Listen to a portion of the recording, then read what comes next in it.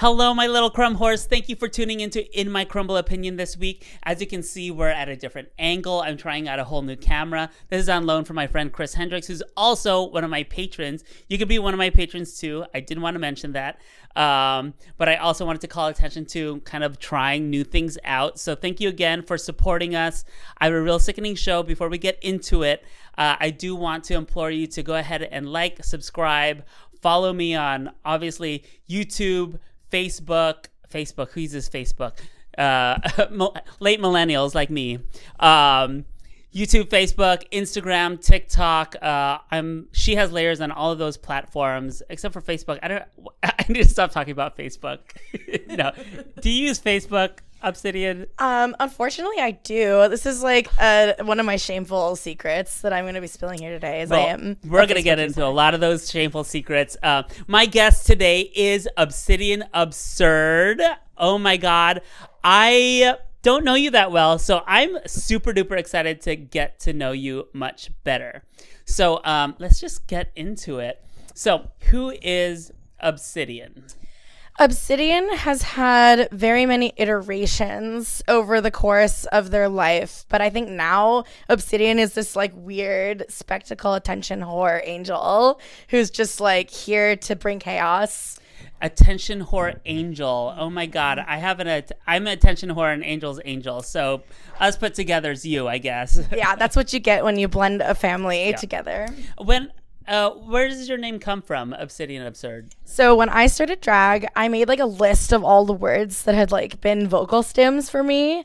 And like obsidian has just been a word that has stuck in my brain since I like found out what it is. It's like a rock, it's molten lava. Mm-hmm. But I speak French, and that's like a really random fact about me. So I was like, let's just do the French spelling. And then I've always been ridiculous. I've always been really outspoken. So I was like, absurd. Let's just do a branding and make it start with an O. So that's where I came from. That's wonderful. So you speak French. Do you speak other languages? I used to speak a little Chinese. I went to Chinese school. My mom dragged me by the teeth when I was a kid. But a lot of that is just dim sum ordering now. Oh, that's actually probably the most useful Chinese speaking in the Bay Area, I think, because I'm allergic to shrimp. So I need someone that can speak, at least one dialect of Chinese to make sure I don't go into anaphylactic shock when I go to dim sum. Well, if you go with me, you might die because my Chinese is really bad. So I have a really embarrassing confession to make. Speaking of embarrassing truths, I tried to do an Obsidienne makeup beat. Like, I started painting around 4:00. It was so hideous, so bad. I had no idea what I was doing. It was getting worse and worse. I was just like, I'm just going to take it all off and just do what I know. First of all, what you do is insanely genius and intricate and amazing.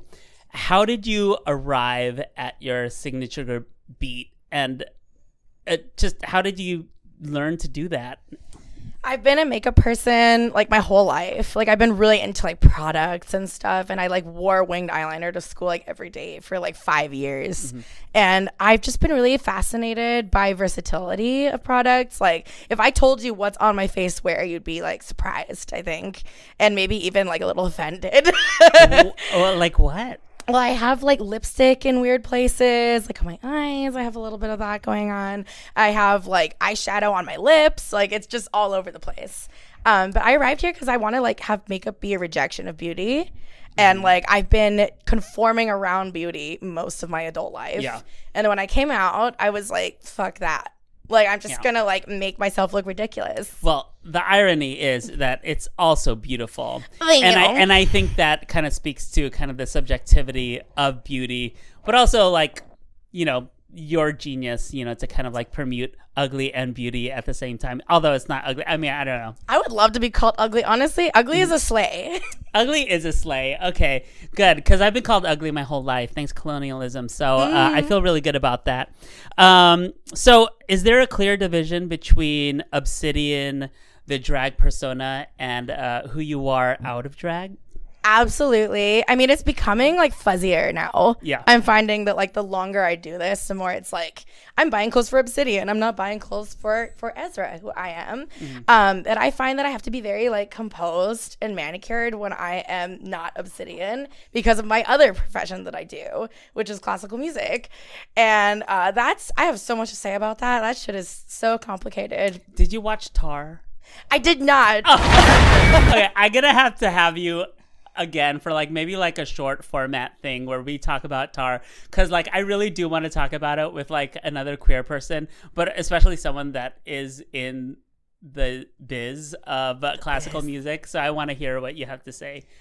I was gonna say it seemed like this episode was gonna be like the episode about pseudo intellectualism, and then you brought up Tar, so perfect. That's right. We were originally going to have Florida Man, who is our favorite over intellectualizing drag persona, but you're filling in her shoes really easily.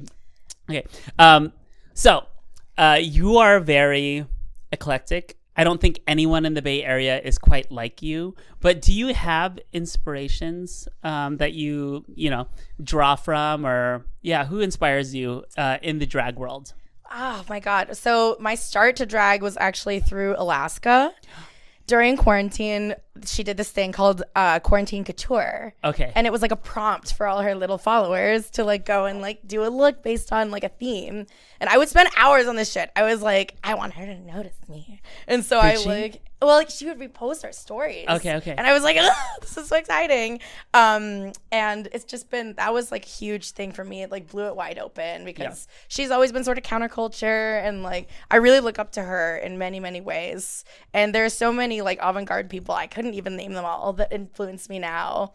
And like you are one of them. Oh, shut up! All the Bay Area icons. Well, like also like API faces as well, which I find are like few and far between in the drag world and the world at large because of white people. Yeah, that's true. That's something we all have to kind of start to dismantle. So support us Asian performers. Okay, so you already mentioned that you're a classically trained instrumentalist, musician. What do you play? I'm a violist. I used to play violin, and then I got bullied into playing viola. Okay, so I'm going to just assume our viewers are pretty stupid. What is a viola? Is it bigger or smaller than a violin? It's bigger. It's bigger. Ooh, okay. Yeah, there's like, violas are sort of like the non-binary of like stringed instruments, because like you got your violin, which is like small, and then you have your cello, which is big. But the viola is somewhere in between, and there's no standard size for violas. So it truly is very customizable. Do you feel your training in music informs how you approach creating drag numbers or looks? Absolutely.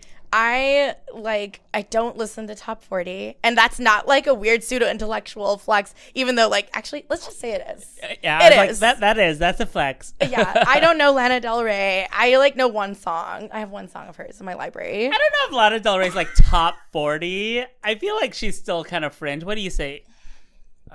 I don't know, but I mean, she is canonically Latina artist. So, Canonically, actually, yes. If you want to start to learn about the mystery that is Lana Del Rey, definitely check out Shiksa's podcast. Oh, what is it called? The Lana Diaries, the Lana Chronicles. Files? I'm not sure. The Lanacles. The Lana Files. We'll put a little ad for Shiksa's podcast on this episode. But that's okay. I don't listen to Lana that much either. I do think some of her songs are slay, but I also think that she's just like a ridiculous person. Well, I knew about like the mask thing, like with the mesh mask, and I was like, a famous person name and then this behavior, and it's that tracks. Yeah. That's also like very drag. I just remember emerging from the pandemic and us all wearing kind of like these plastic shields that really did very little, but we were like into the fantasy of like protecting each other. It didn't do nothing, but I don't think it really did what we wanted it to do. I mean, also going on like this sort of hyper self-aware pseudo-intellectual thing, it did say face shield on some of them, which I was like, okay, this is very like Marcel Duchamp. I don't know art, but that's a name I know. That's right. This is a shield and it's not. So where did you grow up? You mentioned speaking French. That was just because you wanted to learn it, or was that part of like that just happened? Okay. Yeah. But where are you from? I'm from South Bay. South Bay. Yeah, I'm from Palo Alto, but the like not rich people part. Okay, I was gonna say like a super zip. Okay, not the rich part. No, there was like one number off. Yeah. Yeah. It's like it's the micro things in that town, just down even to that. And I lived in Oh, go ahead. Oh, I was gonna say like, is the culture of San Francisco Bay Area different from South Bay? Yeah. Well, I mean, I find that there's like this really toxic work discourse that infects all of us, but also creates amazing things that are happening. And I think that the Bay Area has like some of the best drag in the entire world. Not directly fueled by that, but that just so happens to be the case. But yeah, South Bay was torture. Don't ever go there. Oh no. Well, do you get to work in the South Bay much? Occasionally, but I like close my eyes. Yeah. And don't look around. I actually do enjoy working in the South Bay immensely. I mean, a couple of the shows that I do get booked at are helmed or kind of produced by some drag performers that I really like. So I always find like, oh, actually the South Bay is pretty good at appreciating API performers. Oh, yeah. In a concerted way that I don't always feel like in Oakland, San Francisco crowds. Although, obviously I'm very picky and choosy with like the things I say yes to. But I've always found when I perform in the South Bay, it's like, damn, other Asian people, who knew, Well, like in terms of drag, it's amazing. Like, I think that there's such diversity, and I think there's a very high concentration of like Asian folks that like live in the South Bay. My high school I went to was predominantly Asian, which was like a really interesting intersectional experience. But yeah, in terms of music gigs, oh man, that's a whole that's basically what I'm thinking of. But like, if I can avoid it, I don't go. I hear that. So you mentioned going to Chinese school, younger, learning some of that. So you are biracial. Do you feel like being biracial also informs you the way music does in your drag art? Absolutely, and that's not just because I'm mixed Kappa. It's like a moment for that. Let us know, what is mixed Kappa and how did you become mixed Kappa? Well, it's a little thing called a ginormous pageant that I won. It's actually this organization called the GLBTQ plus Asian Pacific Alliance, and they put on a pageant every year. And I believe your lovely daughter was one of the runner-ups this year. Butter she was, yeah, Butter. Yeah. I was also a runner-up. It runs in the family, runner-ups for this. But you share mixed Kappa with Siam. Which is an incredibly sickening person, just like the nicest. This is the nicest person I've ever met. Very beautiful, very tall, and I'm gonna murder them and suck their life force out because I'm decrepit and deteriorating, so I need some of that life force. Just kidding. I'm not gonna do that. Oh my god. But maybe I will. I did see like a book of Wicca on the wall over here or something. But I don't think that's most of these are spell books. There we go. Well, there we go. Now we know. You were gonna say something, Angel? I think I won that book of Wicca in like a raffle or something. It was given to me. I think I won a guessing contest. They were like, "Do you want a book of Wicca or a book of coupons?" Well, the choice is obvious. Well, I mean, like, yeah, you practice Wicca enough, it becomes coupons. Like. If you're good at your practice, no, I don't know. I don't know how witchcraft actually works. I just extreme couponing. Yeah, I'm a fake witch. Do you consider yourself witchy? I'm witch-esque. Witch-esque. Yeah, I like believe in shit. I'm very superstitious. So I first met you through Syzygy, who's like a witch and an alien hybrid. Do you feel like you're more alien or more witch? I was more alien, but I think I've been like doing some soul searching recently. I think we're kind of getting witchier the older I get, and I can't wait to like be old because maybe I'll like actually be a witch. I don't know. I think witches and queerness really go hand in hand. And so does alienness, actually, now to think of it. So I could see why we always gravitate toward that as our like new binary. Yeah. Ooh, reframing. Yeah. So tell us how you got into drag. Because I think you told me that you started as in digital drag before you started performing. Mm-hmm. What? How did that happen? That was a crazy time because I was like, my career as a musician was like really starting to happen back in like 2019, early 2020. And then, you know, everyone knows what happened that year. It put a huge wrench in my entire life, and I fell into this like really horrible depression, as so many of us did. And I like had no idea what I was going to do because I was like, you know, we don't know what's going to happen. And I have all this creative energy that I think was sort of funneled through binaristic, cishet, pseudo-intellectual, like queer politics, whatever. And like I had no idea who I was. And I was sort of, you know, spending all this time alone, not able to do my craft. And then I had all this like creative energy just like sitting. And then I was like really into Drag Race at the time. Then the quarantine couture thing happened. And I was like, this is cool. Like I'm kind of a slay maybe. Yeah. Like it's just like, you know, I'm like painting on my face. Like my first look ever, I should send it to you to put like a little like cutaway, but I like had this foundation, this Tarte Amazonian clay that was already 3 years old at that point. And then I had some children's acrylic paint that I got from Walgreens on one of my like masked runs, mixed it together, and that was my first paint. Wow.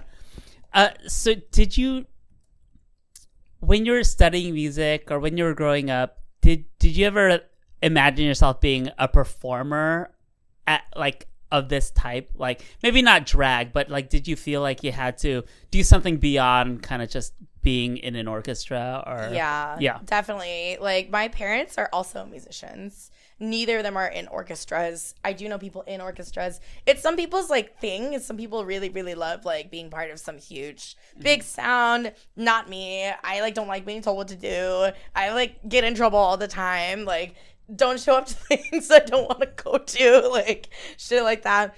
So I always assumed that like I would find some integrity that like reflects the way that I operate. And I was like, let's be a contemporary musician, which is still like, I had this whole like debate with my wife, who is a PhD student at Stanford, about like high art and low art. And like, I think it's all bullshit. I think I now have this new opinion as of this moment that art is just art. And like any creative direction that you go is valid. And like when I found drag, I like really did actually place some judgment on it first. I was like, for sure. This is not something I can actually do. This is not respectable. And then who cares about respectability though? Like I'm like a trans person. Yeah. Like, you know. Exactly. I find those discussions really exposing of like class and privilege, like how people kind of perceive, you know, the high art versus low art kind of dichotomy that's all made up anyway. Yeah. And then the high art world is just like its own like clusterfuck. Or anyways, on this note, we're gonna take a short little break. We're gonna reset a little bit, and we're gonna get deeper into this volcanic obsidian ash here. Oh wow. Oh yeah. I don't know how plate tectonics work. Is that right? There's not obsidian ash. I don't know what I'm talking about. So we're gonna take a break.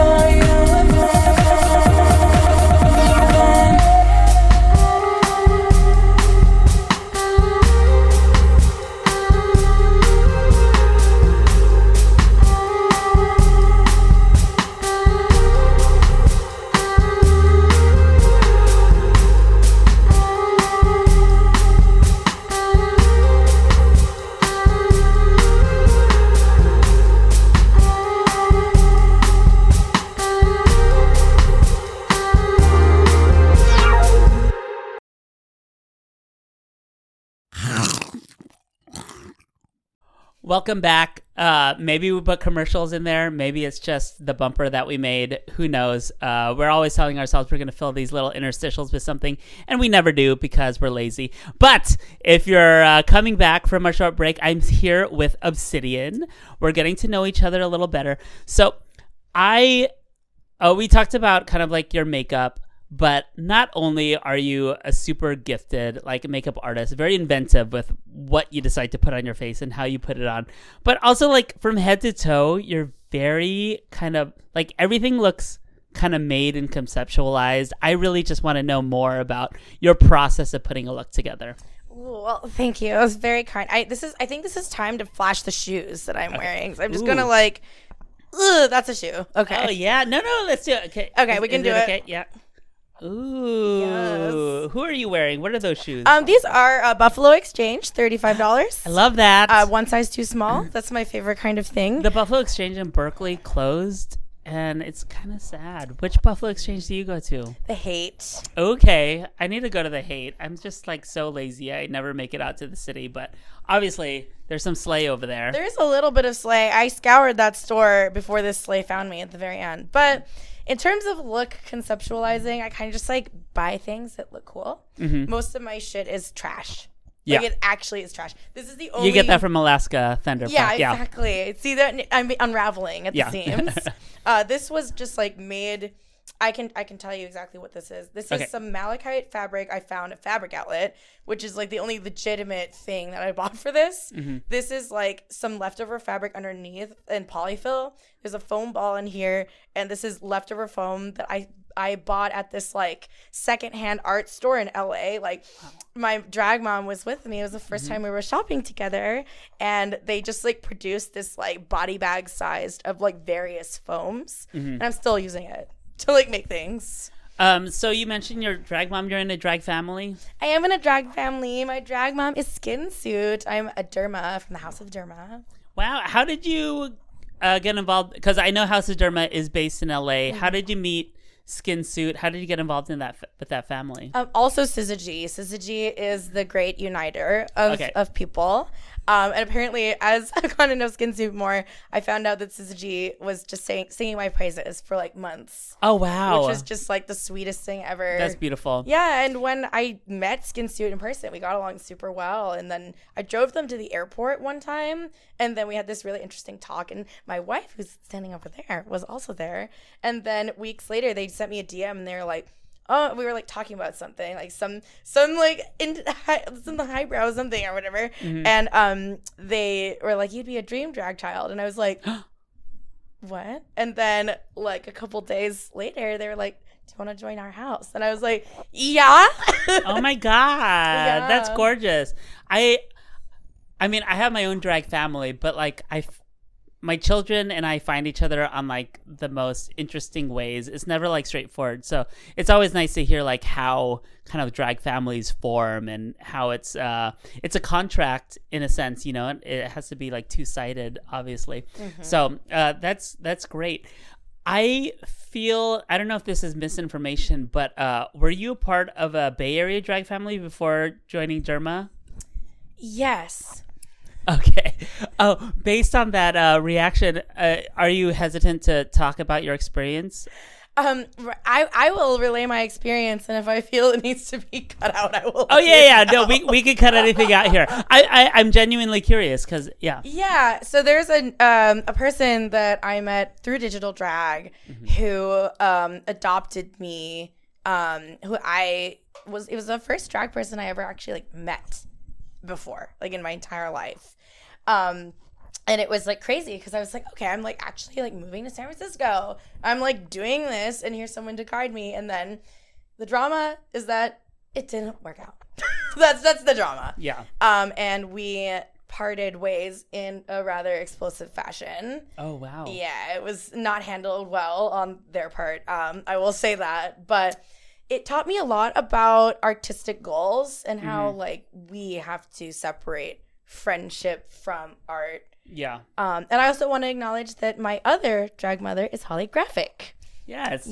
So we're related Yeah. Yes, we Would are. you call yourself a cousin, or what kinship term can we use for each other? Holographic is my adopted drag daughter, cow daughter. Cow daughter. We could be cow sisters. Cow sisters? Cow Yeah. sisters. I love that. Yeah. So how did you meet Holly? I love Holly. I met her through Media Meltdown because Media Meltdown actually gave my first booking ever. They booked me for their like online Keanu Reeves show. Work. And I did like a crunchy king face. That was my introduction to like the world. And I was like, damn, this is like weird. And I did Telephone. And it was like, because that's my favorite Gaga song. And I was like living my fantasy. Are you a Gaga stan? I am a Gaga stan. What's your favorite album? I like art pop like every pseudo-intellectual. Angel, tell us about art pop. It's every queer person's favorite Lady Gaga album. No, we're in an art pop show. House of Cakes is doing a takeover of vinyl at Northlight, hosted by Beefcakes, and we are doing art pop by Lady Gaga. So you should come. We'll save you a table if you want to come. I'll take up that whole table. You'll take up that whole. I will. What's your favorite song of the art pop? Jewels and Drugs. Just kidding. Honestly, no one's claimed that song. So if you want to pop up and do Jewels and Drugs, Yeah, I'll just be like, oh man, there's just so many ways I could go sour. My favorite is probably Venus. I like GUI. I've done weird interpretations of those songs. GUI was my no face number for a little while. Wow, It was yeah, really fun. it's good. Yeah. How do you feel about the usage of the word burqa and gypsy on art pop? I feel very strongly that was a mistake on Miss Germanata's part. Yeah.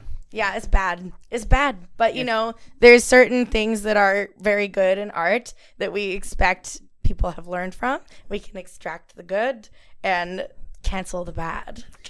Do you believe that an art pop 2 is coming out? Yeah. Self-produced Gaga? Like, yes. Is it really coming? Because, like, I see teasers for it, and I don't know what's, like, fan-made and what's, like, actually happening. Honestly, with all, like, I mean, if a fan-made, like, Lady Gaga impersonator made an art pop 2 and it was good, I would listen to it. Yeah, we would still listen to it. Yeah. Nice. What's your least favorite Gaga album? I think it's got to be Joanne. That's just not my thing. I like things that are like really crazy. She tried it out and she it didn't work. Well, I think that she, the try, it's still a good album. I think the first 4 or 5 tracks are actually slay. Well, actually, John Wayne. She tries. She does. She's drag. I like Come to Mama. And Dancing in Circles. That's also good. The jerking off one. It's about masturbating. Which is great. We need more of that discourse, I think Gen Z is providing a lot of that, which is nice. But Gaga opened the door with that song. What is your dream performance? Something that you haven't gotten an opportunity to realize yet. Is there something that's already percolating? Yes, there's a very it may be coming sooner than we think. So that's all the tea I have on that at this moment. But it's basically to fuse everything that I do so that I don't have to live 2 lives anymore. That would be kind of great. That's wonderful. Speaking of fusing things that you do is like, I'm not a trained writer, but I went to school for writing, and I find it difficult to like permute kind of like my writing practice or my interest in literature with drag. Mostly because it probably comes out boring or convoluted, but you effortlessly, I think, have like incorporated your playing into your drag. Do you like that? Is this what's coming? Well, first of all, thank you. That means a lot to hear. I struggle really hard with like imposter syndrome, and like I am very aware that I'm doing things that are very different than other people, and it is really scary. I feel like once you try to do something, once you make it Joanne, like I'm waiting for my Joanne to happen. But yeah, I People mean, still like Joanne. yeah, they do, and it's a good album. I will acquiesce. Like, but yeah, I think to like sort of, I don't know, it's very hard because there's all this discourse about how classical music is a dying art form, and like I both agree and disagree with that. I think that it's so steeped in whiteness and like canon that like it's so hard to extract the good from the horrible premise that it's I can't wait till we watch Tar together. I like honestly, I'm ready. I just want to say like I've seen you play live multiple times now. Really a privilege. At drag shows, there was a moment you were just kind of like tuning your instrument in the dressing room, and it brought me to tears. Like you have a gift. Like honestly, like Angel plays a string instrument. It does not bring me to tears. It did. My dog did try to attack him once while he was playing, but like you really are gifted. Would you, if we took a little break and we came back, would you play something for us? I would. Oh my God. Okay, so I'm super excited. We're gonna kind of take a break, set up for some live music, and then we'll be back. Great. Bye.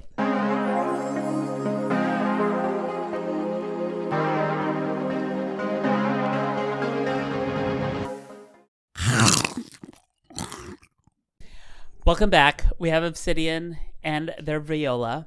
Viola. I said Viola. Do you say Viola or Viola? Like Viola Davis or Viola Davis? It's Viola usually, but I mean, either. I know what you're talking about. Okay. Do you want to introduce the piece you're going to play, or do you want to explain it afterwards? I can talk a little bit about it right now. Okay. So this is Agatha. She, he. She's a bigender icon. This is my most prized possession. Like literally, if something happens to it, I'm in a lot of trouble.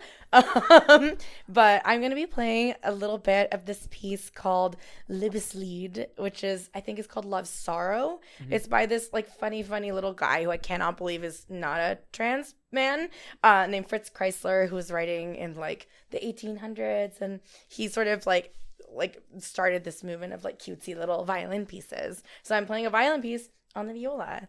So here we go. Oh, excited. Okay, so Angel and Larry are going to be holding up your microphone. So don't worry about us. We'll work around you.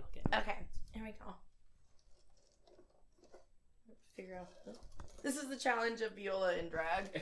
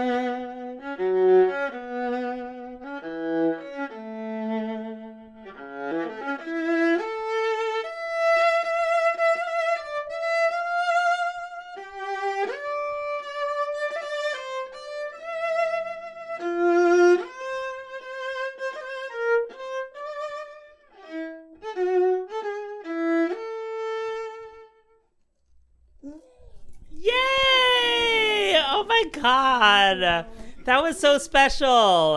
Thank you so much. Yes. Happy to do it. Okay, we're going to take one more short break, and then when we come back, we're going to close this show out. It's been such lovely having you. Oh my God. All right, we'll be right back. This is going to be fun. This is going to be so fun. This is a good time, everyone. Speaking of good times, welcome to Queers on Dice. It's a fucking dragon. I'm sorry, Captain. Was that a below job or blow job?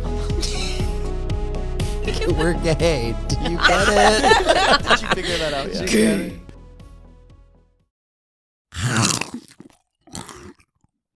Welcome back. I'm still recovering from that beautiful song that you played for us, Liebel Schnitzel. Liebel Schnitzel, yes. One more time. What I need to hear it like multiple times. Liebeslied. Liebeslied. Scheisse. Scheisse. Scheisse. I don't speak German, but I can if you'd like.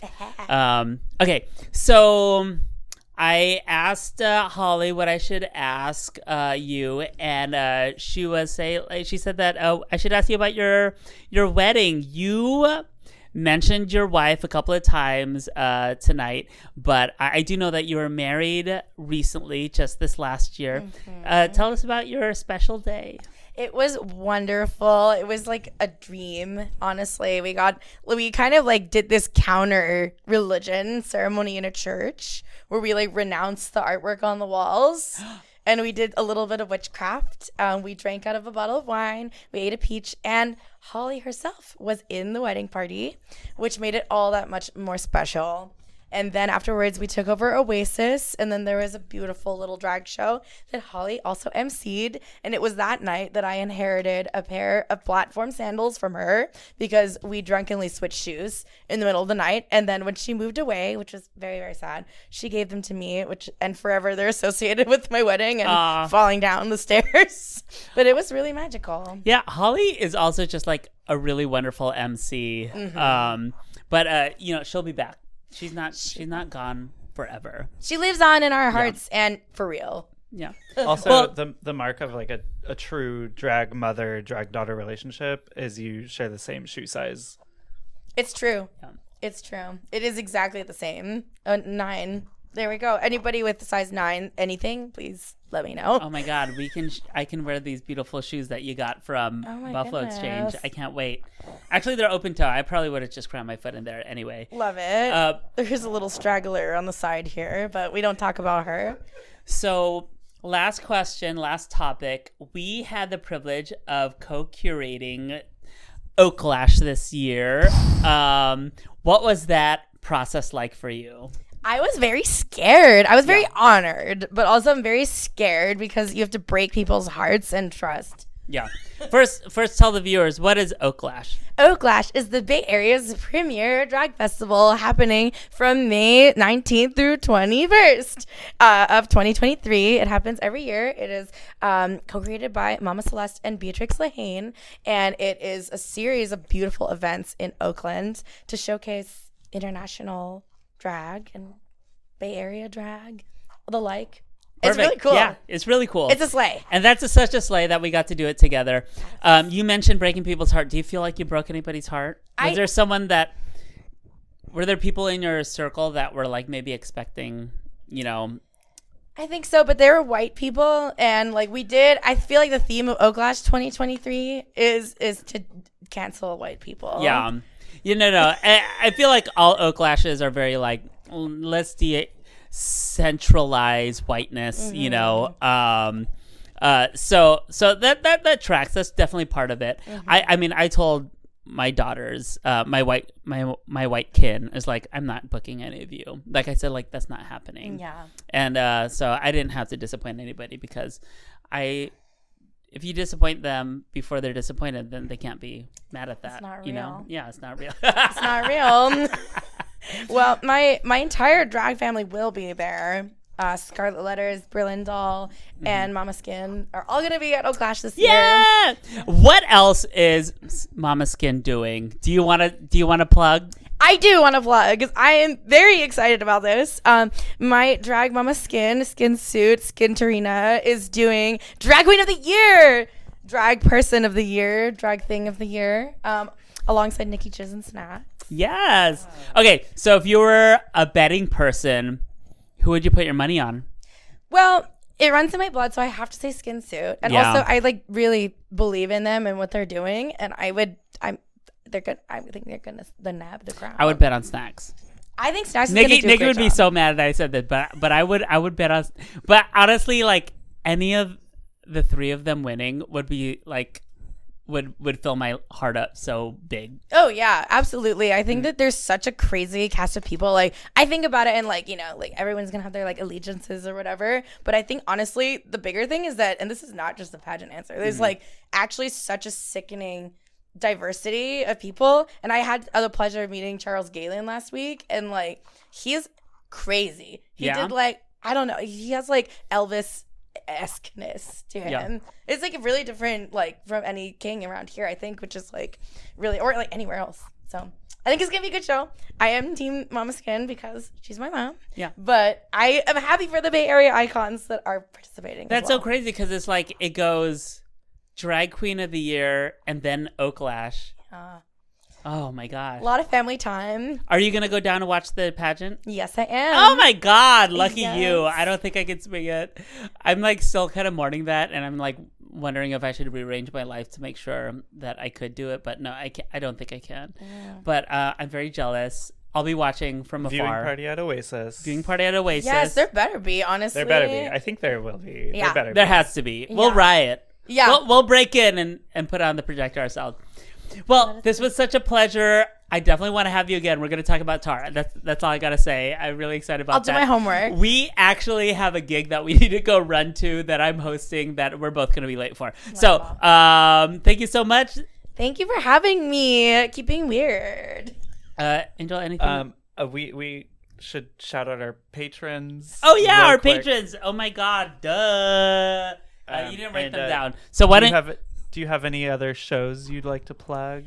Well, I have a very interesting show that just was announced yesterday. I am fortunate enough to be a co-winner of a grant from the Asia Pacific Islander Cultural Center alongside Lotus Boy and Hennessy Williams. Work. And we are producing a show called Transform Asians. Yes, I saw the flyer. It's pretty slay. It's like I came up with the name. I will take credit for that part. But the two of them are just fantastic producers that are like making Fully. They're like Yeah. a dream to work with. It's Yeah. been like such a great process, and we have such a diverse cast. It's like it's kind of crazy. So Okay, if you can make a commercial or whatever, we'll throw it on one of these too. I will. Okay, great.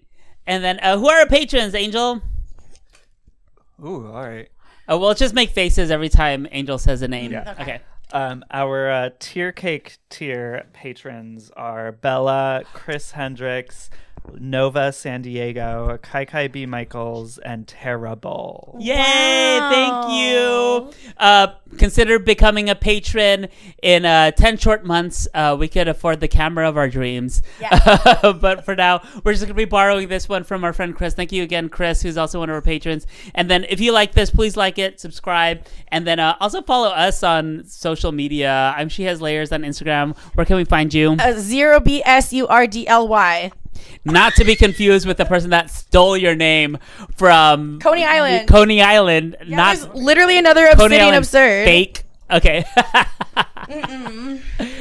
Bye. Okay, we're just gonna pose it and mug. Yeah. Is this really giving? It's giving. Okay, we gotta go. Like right now? Am I gonna be needed?